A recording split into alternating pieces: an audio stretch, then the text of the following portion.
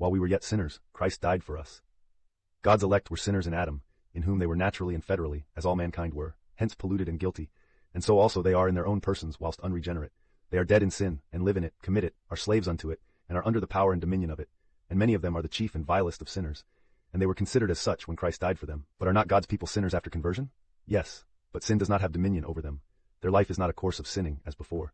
And besides, they are openly justified and pardoned, as well as renewed and sanctified, and live in newness of life, so that their characters are now taken, not from their worst part, but from their better part.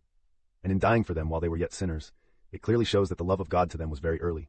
It preceded their conversion. It was before the death of Christ for them. Yea, it was from everlasting to clearly and expressly show the freeness of it, and to make it appear that it did not arise from any loveliness in them, or from any love in them to him, nor from any works of righteousness done by them, but from his own sovereign will and pleasure. And where it says, being justified freely by his grace, the matter of justification is expressed as past tense, and the persons that share in this blessing are described. Here the several causes of it are mentioned. The moving cause of it is the free grace of God, for by the grace of God here mentioned is not meant the gospel, or what some men call the terms of the gospel and the constitution of it, nor the grace of God infused into the heart, but the free love and favor of God, as it is in his heart, which is wonderfully displayed in the business of a sinner's justification before him. It appears in his resolving upon the justification of his chosen ones in Christ, in fixing on the method of doing it, in setting forth and preordaining Christ to be the ransom, in calling Christ to engage herein, in Christ's engaging as a surety for his people, and in the Father's sending him to bring in everlasting righteousness, in Christ's coming to do it, and in the gracious manner in which he wrought it out, in the Father's gracious acceptation, imputation, and donation of it, in the gracious free gift of faith to apprehend and receive it, and in the persons that partake of it, who are of themselves sinners and ungodly.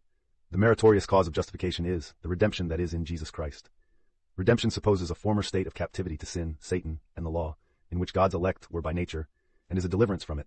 It is of a spiritual nature, chiefly respects the soul, and is plenteous, complete, and eternal. This is in and by Christ.